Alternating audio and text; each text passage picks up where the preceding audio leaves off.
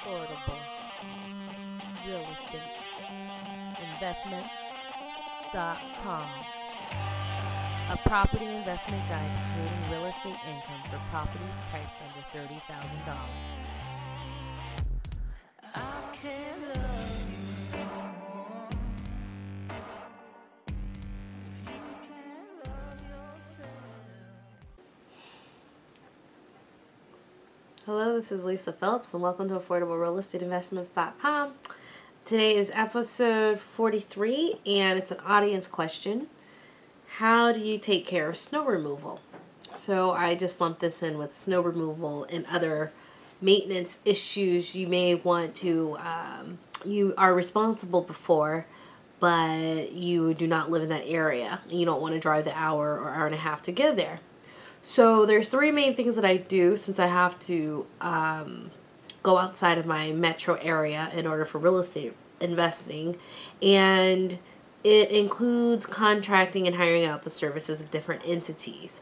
I've been over this in different ways, but I'm just going to describe the three that I have used and that you can use as well before you go forward. And some caveats to think about and some things to look forward before you invest in the area, because if you have your choice of a couple of destinations, I would tell you to lean more heavily towards the one with established contracting services or more contractors to choose from. Not only does it show a healthier economy, the more people working and in business for themselves, but the better and easier it is for you to get a competitive price on a service you need without having to go to some person who has a monopoly who raises their prices. So the first entity I use is a property management team. Now you can, it seems to me property management teams can be a little bit more flexible than other type of businesses. Usually it's a real estate agent who's a broker or who became one. So it's their shop and their show. And even though they hire someone, there's levels of flexibility that they might take in order to get your services. So you can use a property manager to do the full service, which is fix your place up, hire someone out, find a tenant for your property, hire contractors to do common services, and they're also knowledgeable about the areas and who's responsible for what.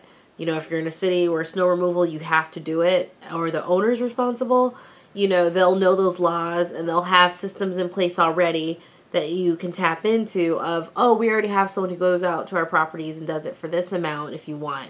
Or we can talk to the tenants for you. So you can use a property management team and have quite a few episodes on that. So please focus on them so it saves you time and trouble. So you can be like me where you just field phone calls and emails because you have a team that takes care of it.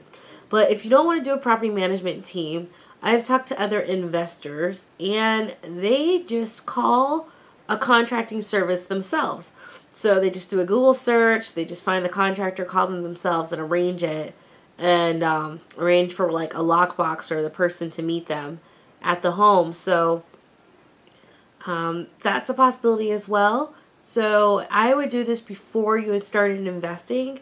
Vet the city carefully. So look at how many contractors there are in that area. So snow removal, it's big enough. I mean, you have to worry about it. Depending on where you are in the States, maybe, 5 snowfalls, over a few days. So, market that if it's going to be in your area, that's concerned. And look into the snow removal company. So before you even start looking at houses or once you start looking at houses and you're like confident that this is where I want to go, well, before you sign the dotted line and purchase the property, maybe take an hour out of your schedule to call snow removal companies, ask what their fees are per month, look at their reviews online if you can find, ask for any references if they can give it. But, find out if you're calling and they're like, oh, well, we charge $500 per snowfall because they're used to big companies. You clearly can't use that. But do you want to find out after you paid for the house? And different cities have different characteristics. So this is one that you need, be aware of. So you pick the one that has what you're looking for. So call them ahead of time. see what the rates are, but some might be reasonable. It's like $50 to come out and clear it, and that might be a cost. Now, if you're doing my strategy, which is affordable real estate investments, that means you probably bought a house and you're all in for $30,000 to $50,000. All in meaning your purchase and repair costs. So if that's the case, and you're making a nice $800 a month, and your monthly expenses are $300 a month or $400 a month, well, all of a sudden paying $50 for that month for snow removal is an expense that's really easy to take. You're not buying a more expensive property, and if you were buying a more expensive property, that $50 cuts into like the only cash flow you get, and you might be negative. So it's another positive on why affordable real estate investing is good, not only for cash flow and numbers, but if you have to pay for these extra expenses, it's not going to make a big dent out of your monthly cash flow, and your deposit in your account's still going to be rather big. And the third thing that you can do, if you're worried about this, but you live an hour and a half away and you can't make it, so the first two are big. You can, property management will take care of all of it. Or secondary, you can call and just schedule it with the contractor yourself, but I'm sure there's tons of people, this is a system that's set up so you, if you call them to go out and do a service and you pay them without having to be there, you can probably work that out. Or even if you're not there, but the tenant's there, you tell the tenant you have to meet these people here, and usually tenants work themselves around it to make sure. But, for snow removal, they probably don't have to meet with the tenant like they do with other things like plumbing. And the third option is you can ask the tenant to do it. I say that with caveats because I like running things as a business, and I don't get now, before I did, but now I don't get intimately involved with my tenants. I like to keep a third party between us. They never really talk to me. They never really, and I like to keep it like that. At this stage, before I did it, but now I think this is a better way so I can stay more business and less emotionally connected to the situation, which has really helped out. And, I had a friend who, every time there was a snowdrift here in the DC area, the owner and landlord would pay him money to do it. They were very clear up front, and he would do it if it was a 3-day snowdrift. He would do it for the 3 days, day and night, to keep it cleared, as needed. But, my friend is, this happens to be a very upstanding, trustworthy guy. So regardless of if he was a tenant or a friend or a stranger, he would be very diligent about keeping it clear, since that is the name of the agreement he struck. But you might have other people who aren't as diligent, and who might do it in the morning, but then it cakes up overnight, and he lets it stay there, or she does, and they're not doing it up to your standards, and that can just get really messy. So I like to avoid train wrecks. So if you have a very extremely trustworthy person that maybe go ahead and hire it out to your tenant. It's your judgment call. I shy away from that. I like my real estate investing being a smooth machine.